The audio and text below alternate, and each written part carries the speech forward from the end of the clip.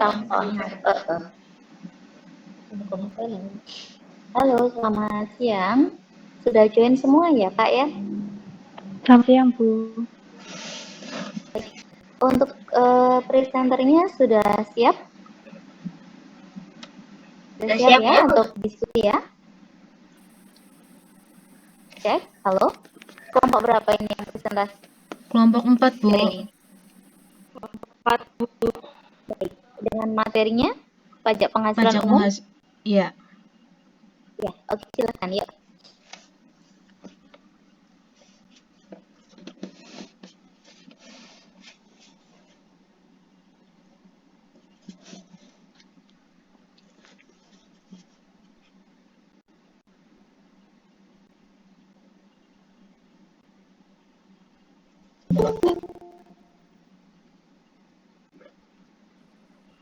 Baik, Assalamualaikum warahmatullahi wabarakatuh.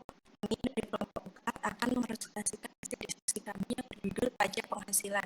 Sebelumnya, perkenalkan teman-teman saya. Yang pertama ada Siti Nuraini dengan NIM 20031011036. Yang kedua Rizky Agnestina dengan NIM 20031011037. Dan yang terakhir dengan saya sendiri, Dila Putri-Wiyana dengan NIM 20031101051.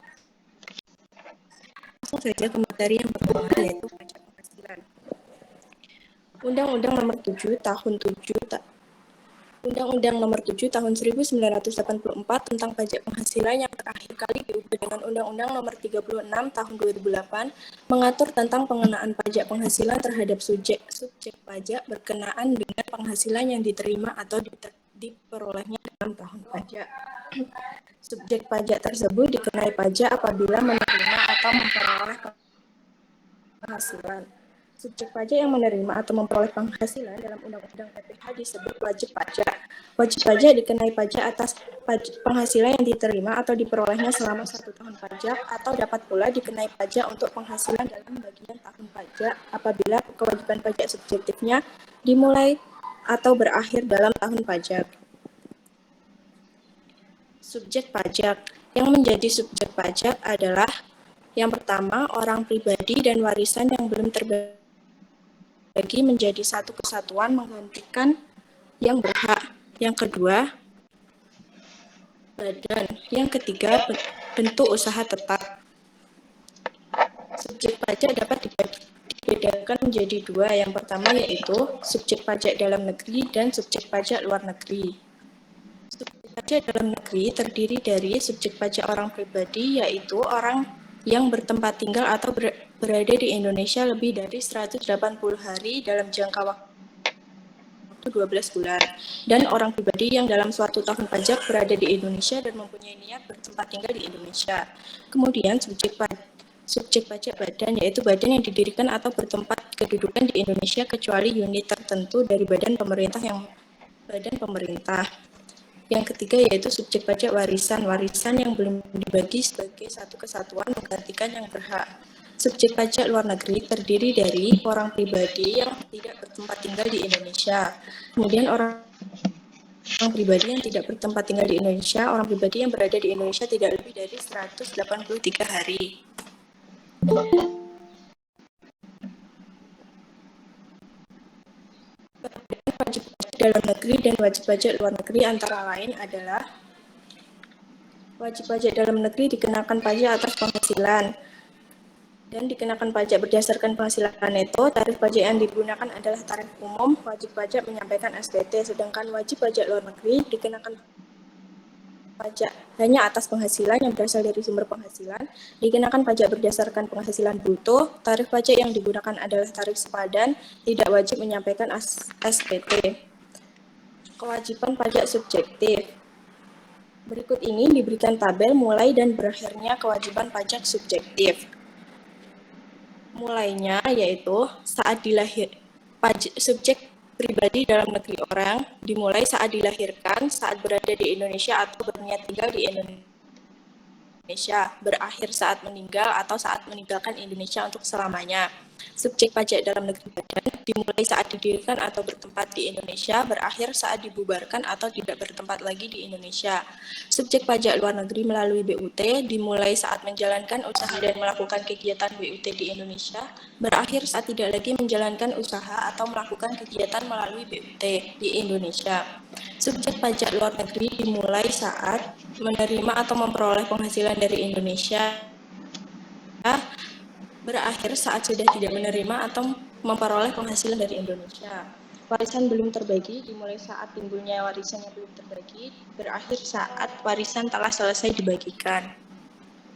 Yang tidak termasuk subjek pajak yaitu yang pertama kantor perwakilan negara asing, pejabat perwakilan diplomatik dan konsultan atau pejabat lain dari negara asing dan orang-orang yang diperbantukan kepada mereka yang bekerja dan bertempat tinggal bersama mereka. Yang ketiga organisasi internasional, yang keempat pejabat perwakilan organisasi internasional. Objek pajak. Yang menjadi objek pajak adalah penghasilan, yaitu setiap tambahan kemampuan ekonomis yang diterima atau diperoleh wajib pajak, baik yang berasal dari Indonesia maupun dari luar Indonesia, yang dapat dipaksa untuk konsumsi atau untuk menambah kekayaan wajib pajak yang bersangkutan dengan nama dan dalam bentuk apapun.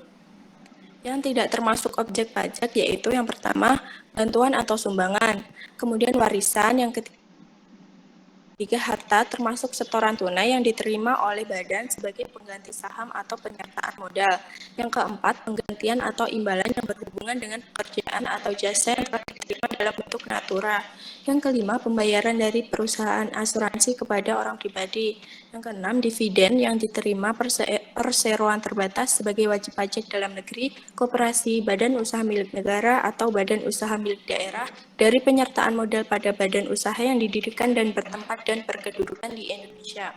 Yang ketujuh dana pensiun, yang kedelapan bagian laba yang diterima anggota dari perseroan komanditer yang modalnya tidak terbagi atas saham-saham, persekutuan, perkumpulan, firma, dan kongsi termasuk pemegang unit penyertaan kontrak investasi kolektif.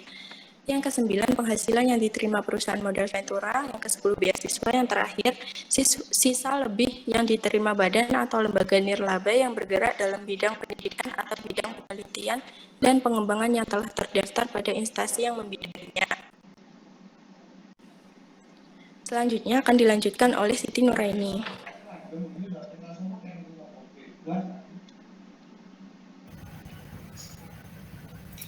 Dasar pemungutan pajak. Untuk wajib pajak dalam negeri dan bentuk usaha tetap, yang menjadi dasar pengenaan pajak adalah penghasilan kena pajak. Sementara itu, untuk wajib pajak luar negeri adalah penghasilan bruto.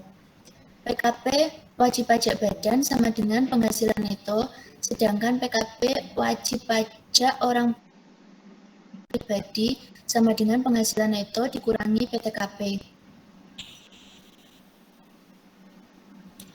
Cara menghitung penghasilan kena pajak. Yang pertama menggunakan pembukuan.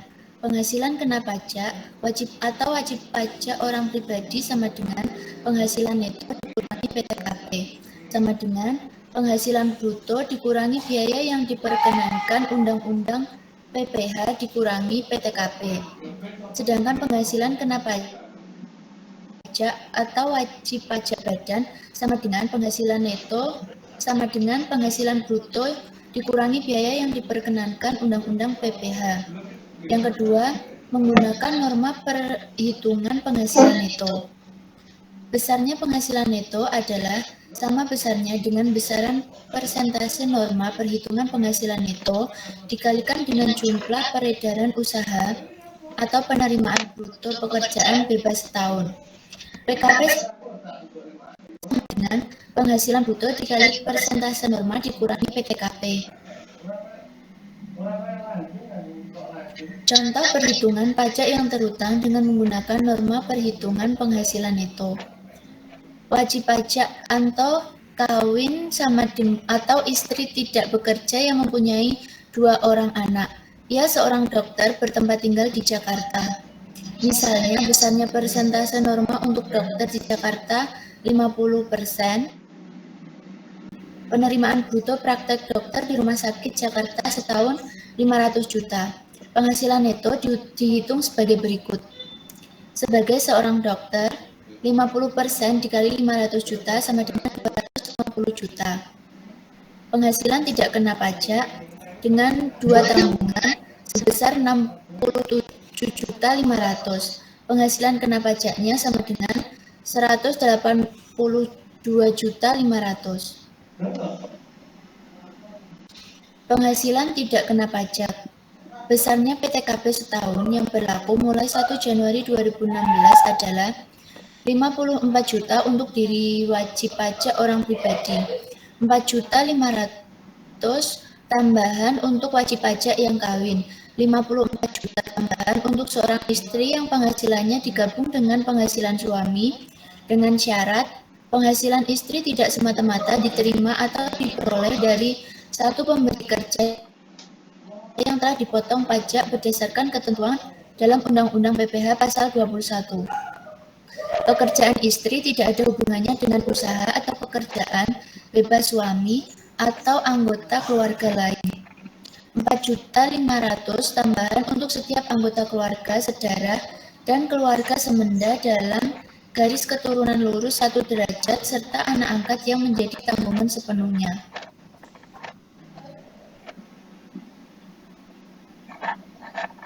Tabel PTKP, PTKP wanita atau pria lajang tanpa tanggungan sebesar 54 juta, satu tanggungan sebesar 58.500.000, dengan 2 tanggungan sebesar 63 juta, dengan 3 tanggungan sebesar 67.500.000. PTKP pria kawin tanpa tanggungan sebesar 58.500.000, dengan 1 tanggungan sebesar 63 juta, dengan 2 tanggungan sebesar 67.500.000, dengan 3 tanggungan sebesar 72 juta.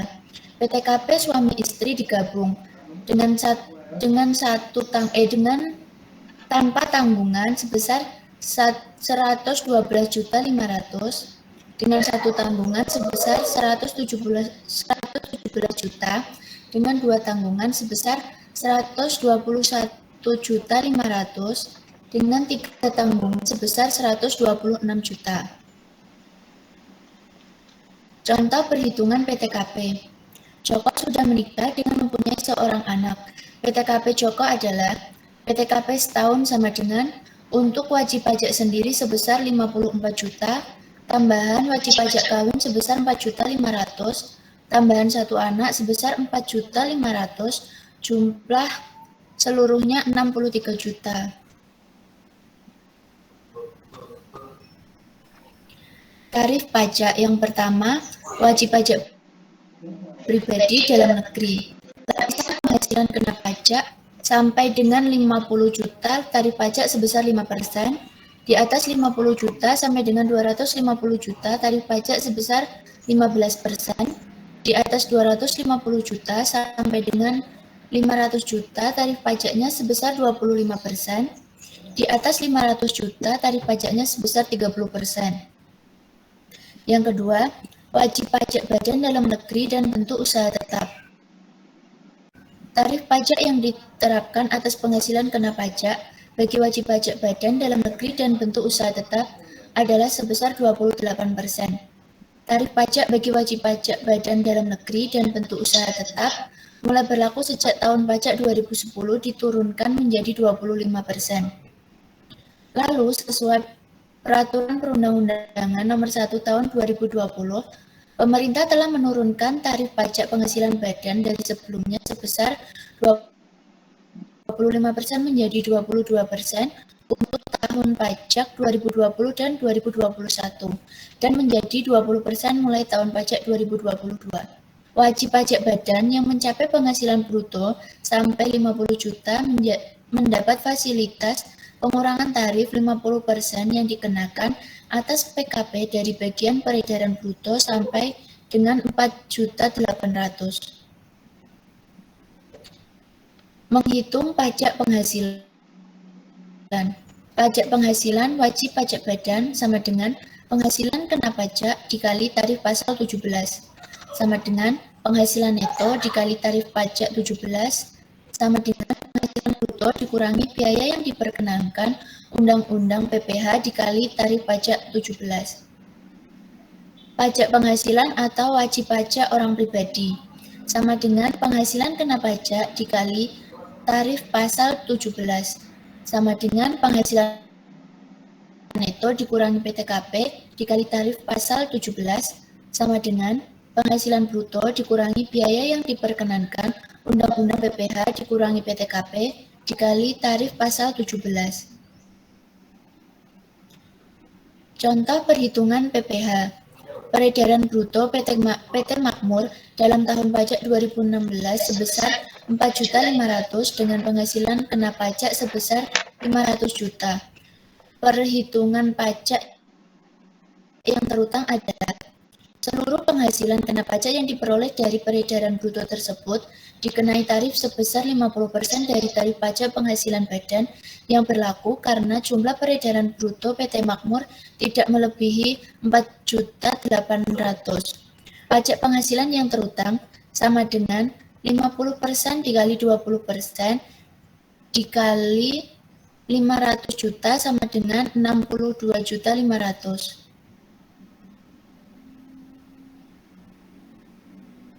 Cara melunasi pajak. Pada dasarnya, wajib pajak dapat menghitung dan melunasi pajak penghasilan melalui dua cara, yaitu yang pertama, pelunasan pajak tahun berjalan, yaitu pelunasan pajak dalam masa pajak. Yang kedua, pelunasan pajak sesudah akhir tahun. Badan usaha tetap. Bentuk usaha tetap adalah bentuk usaha yang dipergunakan oleh orang pribadi yang tidak bertempat tinggal di Indonesia.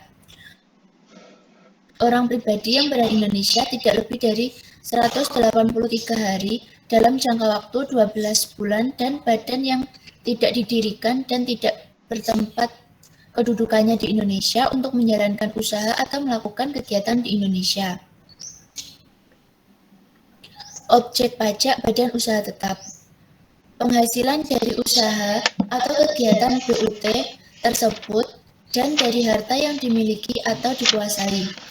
Yang kedua, penghasilan kantor pusat dari usaha atau kegiatan penjualan barang atau pemberian jasa di Indonesia yang sejenis dengan dijalankan atau dilakukan BUT di Indonesia. Yang ketiga, penghasilan sebagaimana tersebut dalam PPh pasal 26 yang diterima atau diperoleh kantor pusat sepanjang terdapat hubungan efektif antara BUT dengan harta atau kegiatan yang memberikan penghasilan dimaksud. Penentuan laba BUT.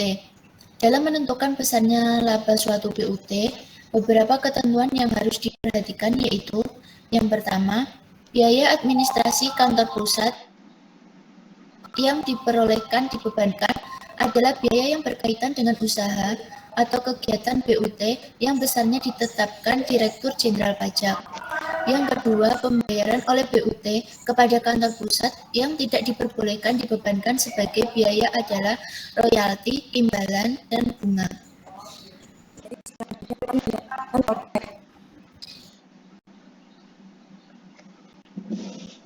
Perlakuan pajak atas penghasilan kena pajak dari suatu BUT yang ditanamkan kembali di Indonesia. Penghasilan kena pajak atau PKP sesudah dikurangi pajak penghasilan dari suatu BUT di Indonesia akan dikenakan PPh pasal 26 sebesar 20% yang bersifat final kecuali penghasilan tersebut ditanamkan kembali di Indonesia. Berikutnya ada penyusutan. Penyusutan merupakan konsep alokasi harga perolehan harta tetap berwujud. Metode penyusutan ada dua. Yang pertama ada metode garis lurus, digunakan untuk semua kelompok harta berwujud. Yang kedua ada saldo menurun, yang digunakan hanya untuk harta berwujud bukan bangunan. Tarif penyusutan. Harta berwujud bukan bangunan dibagi menjadi 4 berdasarkan masa manfaatnya. Kelompok 1 untuk tarif penyusutan garis lurusnya 25% dan saldo menurunnya 50%. Kelompok 2 bukan bangunan, tarif penyusutannya adalah 12,5% dan saldo menurunnya 25%. Kelompok 3 bukan bangunan, tarif penyusutan garis lurusnya sebesar 6,25% dan saldo menurun 12,5%. Kelompok 4 bukan bangunan, tarif penyusutan garis lurusnya adalah 5% dan saldo menurunnya 10%. Kemudian ada harta berwujud bangunan. Yang pertama ada permanen, tarif penyusutan garis lurusnya adalah 5% dan untuk bangunan tidak permanen, penyusutan garis lurusnya adalah 10%.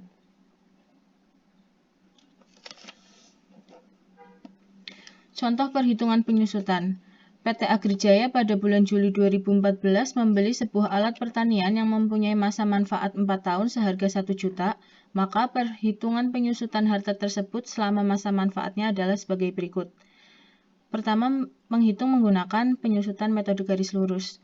Penyusutan tahun 2014 dari bulan Juli sampai Desember yaitu 6/12 kali 25% dikali 1 juta sama dengan 125.000. Penyusutan 2015, 2016, dan 2017 dihitung dengan cara 25% dikali 1 juta sama dengan 250.000. Dan untuk penyusutan 2018 dihitung dari Januari sampai Juni yaitu 6/12 kali 25% kali 1 juta sebesar 125.000. Kemudian penyusutan menggunakan metode saldo menurun. Penyusutan untuk tahun 2014 dihitung mulai Juli sampai Desember yaitu 6/12 dikali 50% kali 1 juta sama dengan 250.000. Penyusutan 2015 sebesar 50% dikalikan 1 juta dikurangi 250.000 sama dengan 375.000. Penyusutan 2016 50% dikalikan 750.000 dikurangi 375.000 yaitu 187.500. Penyusutan 2017 50% dikalikan 375.000 kurangi 187.500 sama dengan 93.750. Dan untuk penyusutan 2018 disusutkan langsung sebesar 93.750. Amortisasi. Amortisasi adalah konsep alokasi harga perolehan harta tetap tidak berwujud dan sumber alam.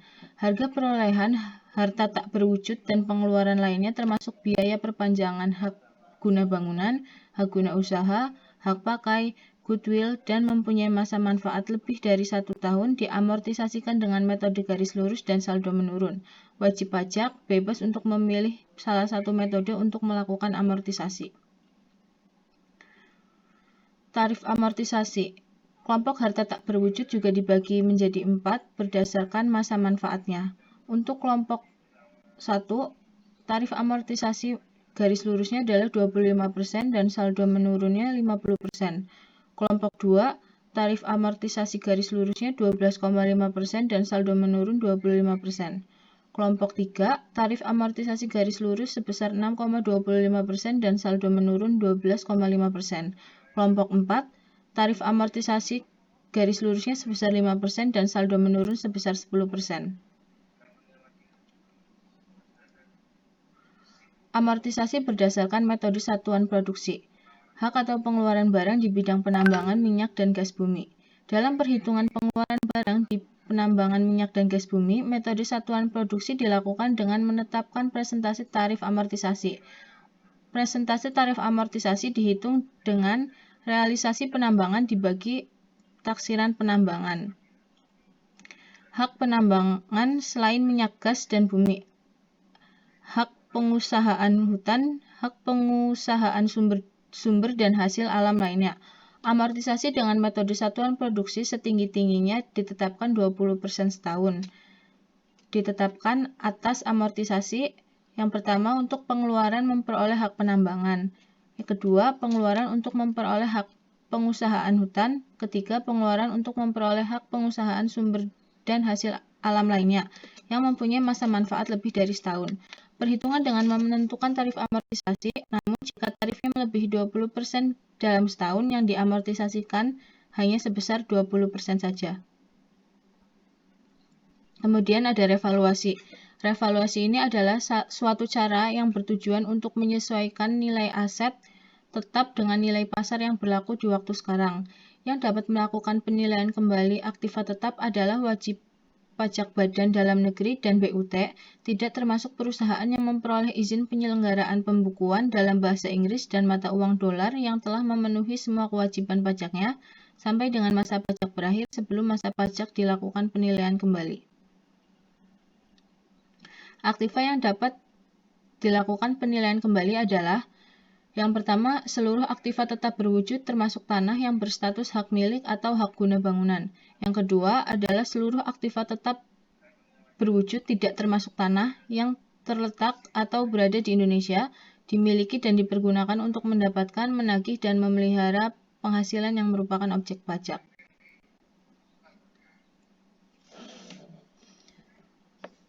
Contoh kasus, Direktur Konstruksi PT AP ditahan kantor Direktorat Jenderal Pajak Wilayah DIY karena tak membayar pajak senilai 5,5 miliar. Utang pajak PT AP bermula dari proses pengujian kepatuhan wajib pajak atas kewajiban PPh dan PPN sehingga ditetapkan surat ketetapan pajak kurang bayar. Wajib pajak telah memanfaatkan haknya dalam perpajakan berupa pengajuan pengurangan dan pembatalan surat ketetapan pajak yang tidak benar. Kemudian wajib pajak mengajukan gugatan dan dikabulkan sebagian. Atas utang yang telah menjadi kekuatan hukum tetap tersebut, KPP Pratama Sleman melakukan tindakan penagihan dari penyampaian surat teguran, surat paksa, penyitaan, dan lelang. Sebagai tahapan terakhir proses penagihan, berdasarkan izin yang telah dikeluarkan oleh Menteri Keuangan, maka KPP Pratama Sleman melaksanakan penyanderaan. Berikut kasusnya dikutip dari solopos.com. Terima kasih atas teman-teman semua. Jika ada pertanyaan, mungkin pertanyaannya bisa diketikkan dulu di WhatsApp group.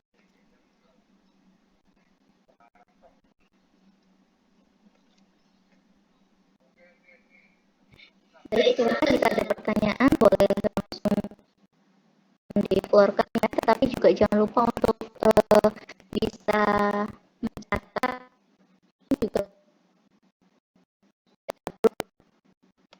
kuliah pajak.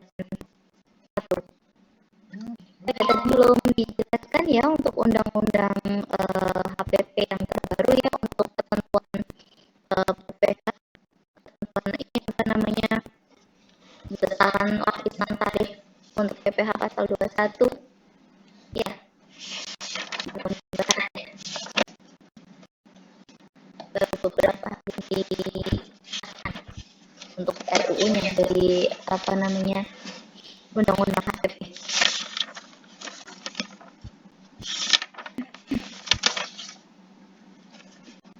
Oke, silakan jika ada pertanyaan.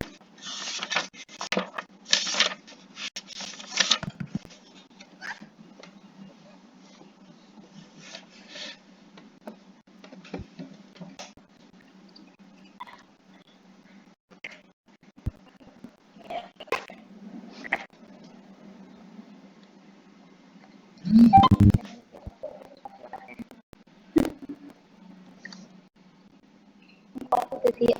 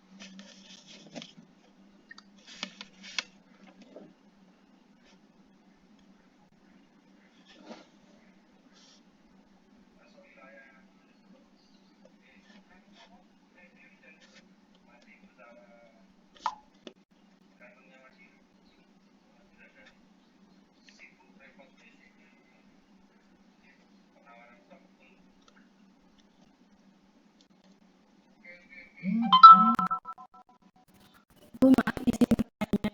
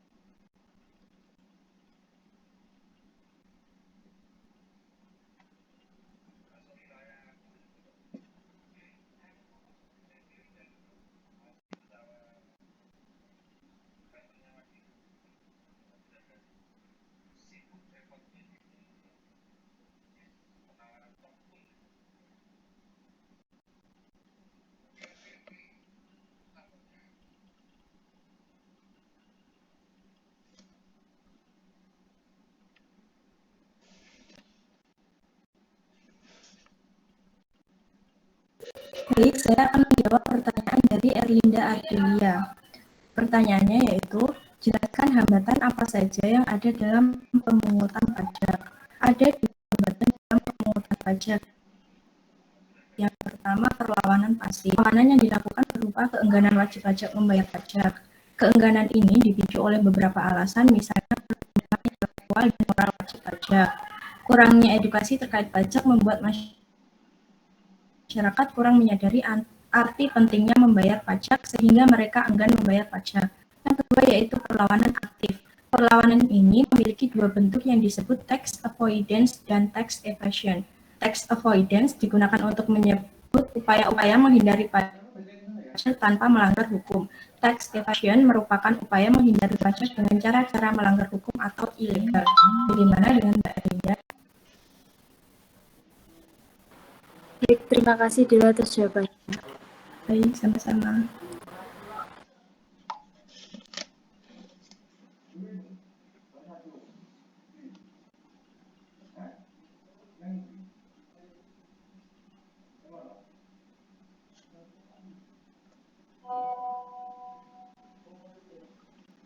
Saya Rizky Agnestina izin menjawab pertanyaan dari Anissa. Pertanyaannya adalah apakah dibolehkan mengajukan insentif pajak atau revaluasi aset lebih dari sekali? Sebenarnya tidak ada ketentuan yang melarang tindakan tersebut. Revaluasi aset dapat dilakukan atas sebagian atau seluruh aset yang dimiliki. Dengan kata lain, wajib pajak yang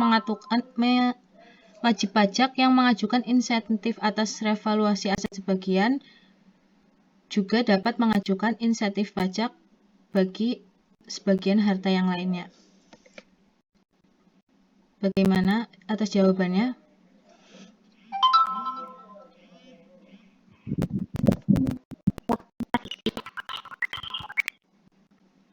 Baik.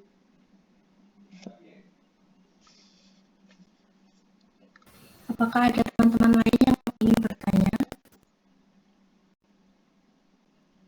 Oke, mohon menyela sebentar ya terkait dengan undang-undang HPP tadi ya yang baru saja disahkan.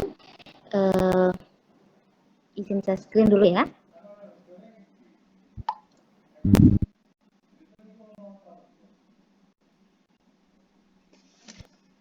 Izin, apakah sudah tampak layarnya? Sudah.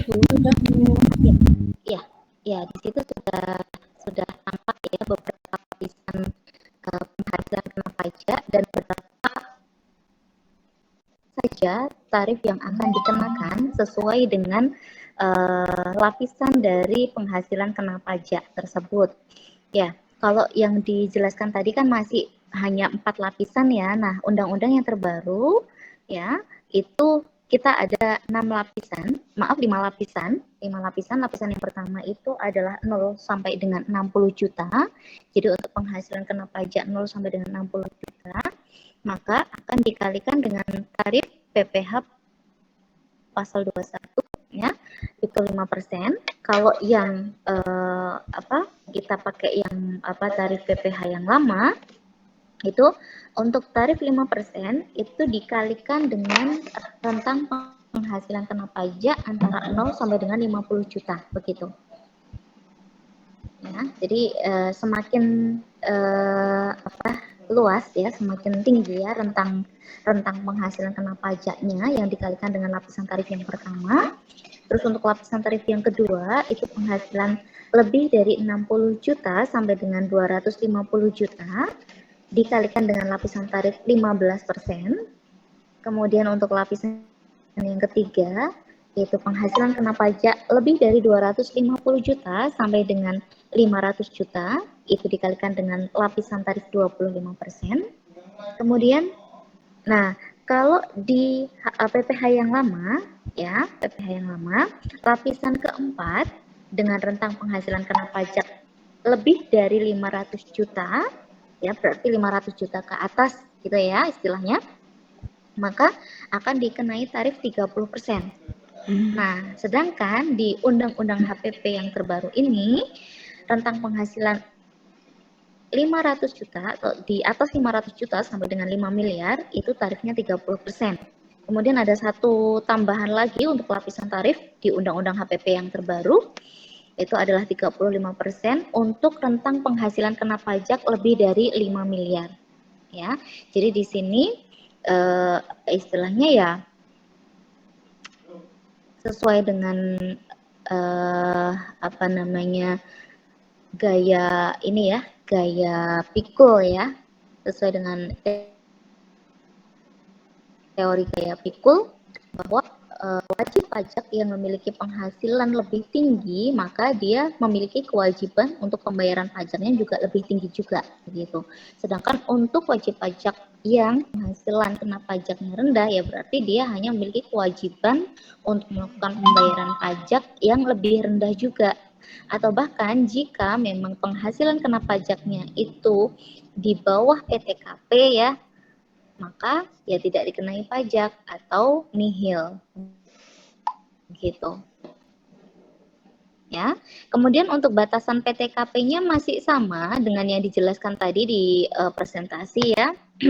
untuk wajib pajak orang pribadi laki-laki nih misalnya ya, kalau dia apa namanya lajang ya, belum menikah, statusnya masih single begitu dan tanpa tanggungan ya, maka dia akan memiliki PTKP sebesar 54 juta rupiah per tahun ya. Kemudian jika ada tambahan status menikah maka akan ada tambahan 4.500.000 rupiah ya untuk tambahan status menikah. Kemudian jika punya tanggungan dengan maksimal 3 orang tanggungan ya, masing-masing ditambah 4.500.000 rupiah begitu ya. Jadi maksimal tanggungannya 3 orang. Kalau misalnya yang ditanggung lebih dari 3 orang bagaimana? Ya berarti yang ditanggung hanya 3 saja, selebihnya tidak boleh dimasukkan ke dalam perhitungan penghasilan tidak kena pajak begitu ya. Terus misalnya nih jika ada pertanyaan, kira-kira wajib pajak orang pribadi laki-laki dengan wajib pajak orang pribadi wanita apakah nanti suatu saat penghitungan PTKP-nya akan beda, Bu? Ya, bisa saja ya, bisa saja. Penghitungan PTKP untuk wajib pajak orang pribadi laki-laki dan wanita itu bisa saja berbeda. Ya, apalagi jika misalnya seorang wanita ya, seorang wajib pajak orang pribadi wanita dia apa istilah statusnya sudah menikah, kemudian ternyata dalam kasusnya suaminya tidak bekerja atau tidak berpenghasilan begitu ya, dan tidak ada apa istilahnya ada surat keterangan minimal dari kelurahan. Nah, maka status menikah itu boleh melekat pada wajib pajak orang pribadi wanita begitu ya. Mungkin lebih jelasnya nanti akan Ibu berikan contoh kasusnya aja atau contoh soalnya saja ya.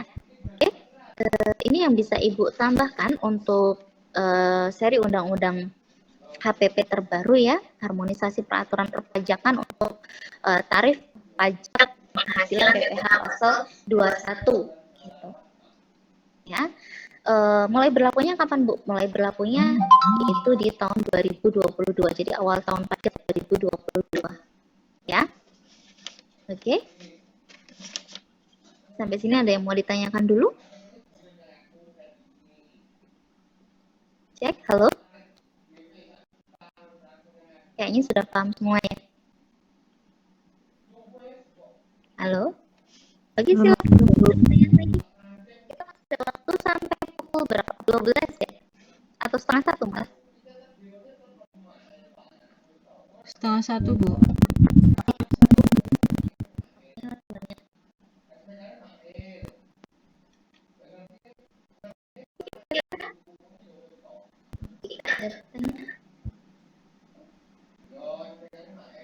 Mungkin bisa ditampilkan kasusnya tadi ya. Tadi sudah ada pemaparan kasus juga di tadi.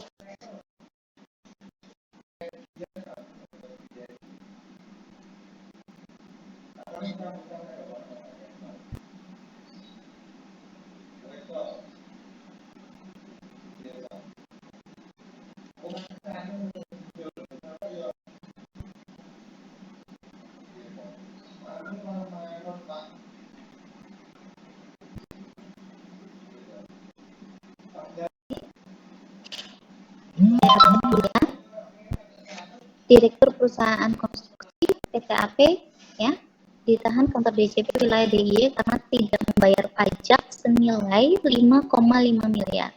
Utang pajak PT-AP bermula dari proses pengujian kepatuhan wajib pajak atas kewajiban PPh dan PPN sehingga ditetapkan surat ketetapan pajak kurang bayar. Ya, surat ketetapan pajak kurang bayar ini sebagai informasi lebih lanjut ya, atau juga semacam peringatan begitu bahwasanya si perusahaan yang bersangkutan atau wajib pajak badan yang bersangkutan itu masih memiliki tanggungan yang belum dibayarkan ya. Terus wajib pajak telah memanfaatkan haknya dalam perpajakan yaitu berupa pengajuan pengurangan atau pembatalan surat ketetapan pajak yang tidak benar. Kemudian wajib pajak mengajukan gugatan dan dikabulkan sebagian. Atas utang pajak yang sudah memiliki kekuatan hukum tetap tersebut, KPP Pratama Sleman melakukan tindakan penagihan dari penyampaian surat teguran ya, seperti yang sudah dibahas di materi sebelumnya oleh kelompok presenter sebelumnya, itu terkait dengan penagihan pajak dengan surat paksa ya. Materinya kan itu. Ini sudah sesuai. Jadi DJP Sleman itu sudah melakukan tindakan untuk melakukan penagihan pajak mulai dari memberikan surat peringatan atau surat teguran, kemudian ada surat paksa karena surat tegurannya atau surat peringatan yang pertama itu tidak Iya betul, tidak digubris gitu ya. Maka selanjutnya ada surat paksa. Kemudian setelah surat paksa ini sampai ke wajib pajak badan yang bersangkutan, maka langkah selanjutnya adalah penyitaan ya. Ya, jadi kalau surat peringatan tidak diindahkan, turun surat paksa masih tidak digubris, maka akan ada penyitaan dan langkah terakhir adalah lelang. Jadi aset yang dimiliki oleh wajib pajak badan itu akan dilelang ya. Sebagai untuk menutup ya utang pajak yang belum dibayarkan oleh perusahaan yang bersangkutan begitu. Sebagai tahapan terakhir proses penagihan berdasarkan izin yang telah dikenakan oleh Menteri Keuangan, maka KPP Pratama Sleman melaksanakan penyanderaan ya, penyanderaan atau penyitaan sama ya. Oke. Nah, kalau dalam hal ini tadi sudah dibahas ya, ada tax evasion, ada tax avoidance, atau mungkin tadi penghindaran pajak ada secara pasif ya tadi ya. Yang dibahas tadi kan ada dua garis besar, perlawanan pajak secara pasif sama secara aktif. Yang secara aktif tadi dibagi menjadi dua lagi, ada tax avoidance, ada tax evasion juga.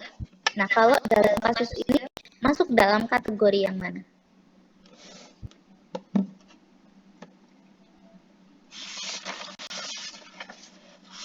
Kelompok presenter ataupun kelompok audiens boleh ya memberikan ini opininya.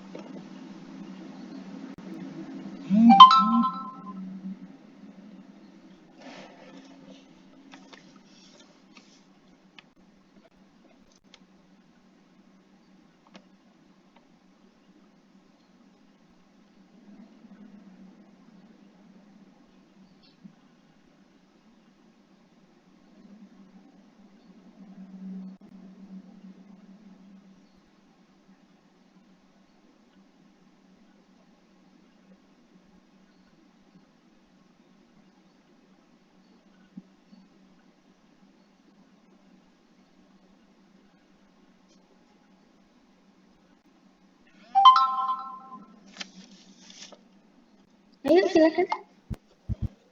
Kayaknya malu-malu ya. Saya tunggu sampai jam 11 lebih. Tapi saya ingin menjawab, kalau Boleh. aktif salah nggak Bu? Tidak apa-apa, yuk diutarakan saja Saya kalau saya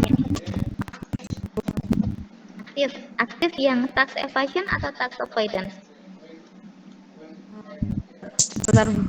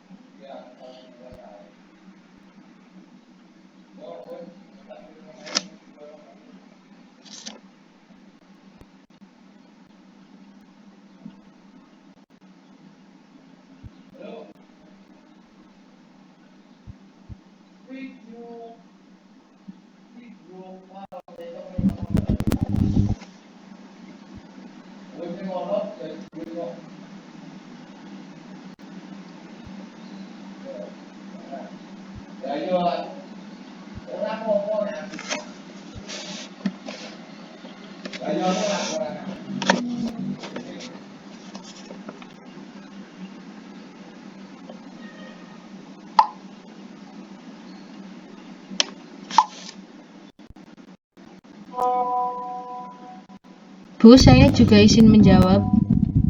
Silakan. Saya juga sependapat dengan Rafida, yaitu melalui perlawanan aktif. Perlawanan aktifnya itu berupa tax evasion yang menghindari pajak dengan cara melanggar hukum.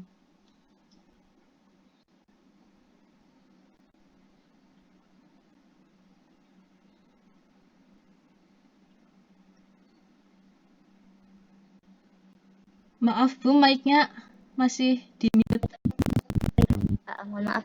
Jadi alasannya karena ini ya, di situ sudah ada surat ketetapan pajak kurang bayar,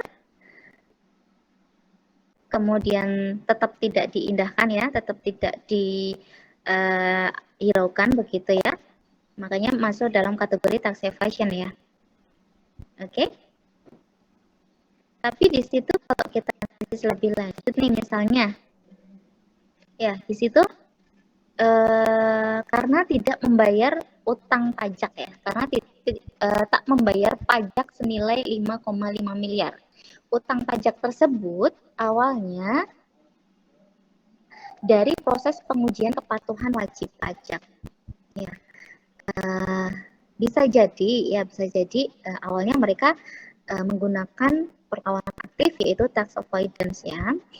Nah, bisa jadi juga ya ketika dilakukan pengujian kepatuhan wajib pajak ya, ternyata ditemukan itu tadi, misalnya nih harusnya utang pajaknya adalah 10 miliar begitu ya.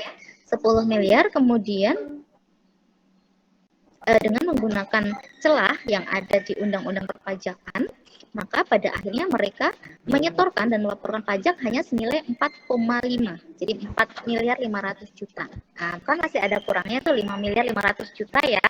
Bisa jadi seperti itu. Ya.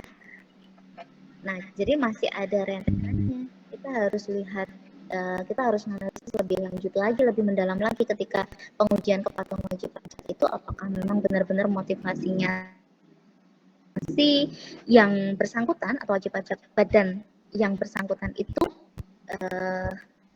motivasinya dari pemanfaatan celah undang-undang PPH ataukah dengan motivasi memang ingin menggelapkan sejumlah pajak dengan apa istilahnya ya, dengan langkah yang memang ilegal begitu ya. Jadi kita bisa tahu lebih lanjut lagi apakah motivasinya itu dari tax evasion ataukah tax avoidance itu dari pengujian kepatuhan wajib pajak gitu ya. Oke, tapi tidak masalah ya ketika punya opini seperti itu, yang penting kan kita punya argumentasi kan ya. Gitu. Terima kasih ya Kak Rizky dan Kak siapa tadi, Rafida ya. Iya Bu. Ada lagi?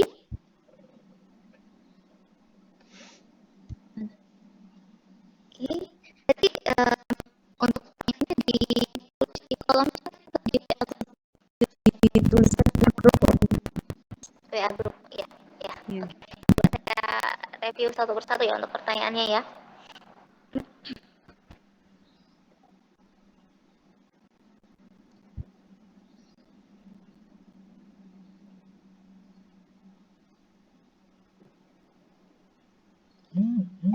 Oke, ada 2 pertanyaan, sudah tampak ya? Halo, cek. Sudah, Bu. Pertanyaan pertama dari Anissa Wilantika. Bu, sudah.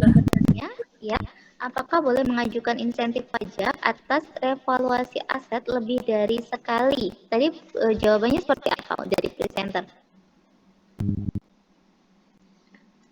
Jawabannya itu tidak ada ketentuan yang melarang tindakan revaluasi itu sekali atau 2 kali, karena ada perusahaan yang melakukan revaluasi itu bagi sebagian aset atau langsung seluruh aset, Bu. Oke. Jadi boleh mengajukan insentif pajak ya dari revaluasi aset ya lebih dari sekali, itu boleh ya. Selama istilahnya sebelum ada tindakan penyelidikan dari Direktorat Jenderal Pajak ya, maka diperbolehkan ya, sebagaimana ketika kita mau melakukan pembetulan terhadap SPT, nah itu juga diperbolehkan ya. Nah, ketika sudah terjadi penyelidikan bagaimana, Bu? Nah, ketika sudah terjadi penyelidikan ya harusnya pembetulan ataupun pengajuan insentif harus diberhentikan terlebih dahulu. Begitu. Ya. Terus pertanyaan kedua dari Erlinda Ardelia. Jelaskan hambatan apa saja yang ada dalam pemungutan pajak tadi ya, yang sudah dijelaskan oleh Kak Dila tadi kayaknya, kalau tidak salah. Ya, memang ada berbagai macam bentuk perlawanan dari wajib pajak ya, karena ya pada dasarnya ya manusiawi saja, sifat manusia itu memang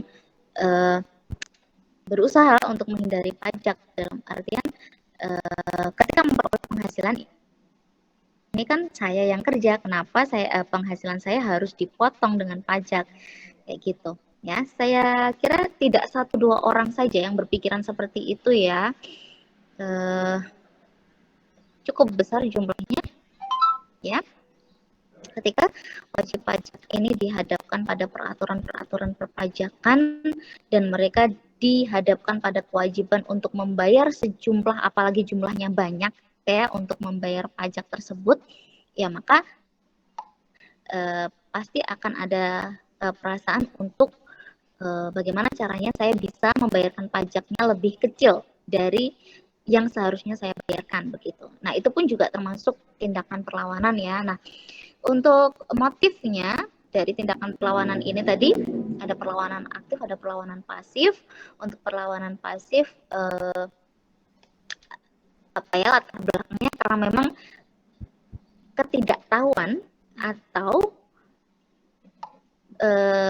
kurangnya pengetahuan ataupun wawasan dari wajib pajak yang bersangkutan ya. Jadi ketidaktahuan terhadap peraturan perpajakan, ketidaktahuan terhadap berbagai macam kewajiban yang melekat ketika si wajib pajak yang bersangkutan itu sudah punya NPWP, itu juga bisa menjadi hambatan ya. Nah, selanjutnya selain perlawanan pasif juga ada perlawanan aktif yang jadi 2 tadi, ada tax evasion.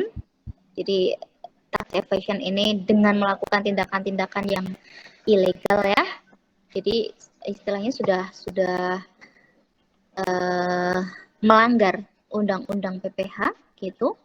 Sedangkan untuk tax avoidance itu dengan memanfaatkan celah undang-undang PPH. Ya. Oke. Satu pertanyaan lagi ya untuk kita bahas di WA group nanti ya, karena kita masih ada waktu 1,5 jam ya. Maka untuk pertanyaannya Ibu tulis saja ya di WA grup. Jadi nanti tidak tanya-tanya lagi. Maksudnya tidak, Bu apa sih pertanyaannya tadi gitu ya. Ibu tulis di WA grup saja ya. Halo. Cek.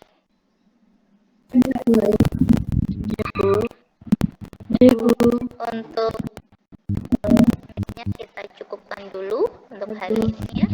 Kita lanjut ke WA grup saja. Ya, Untuk Bu. pembahasan tadi mengenai tax avoidance. Oke. Oke, Bu. Terima kasih. Wassalamualaikum. Waalaikumsalam warahmatullahi wabarakatuh. Terima kasih, Bu. Terima kasih, Bu.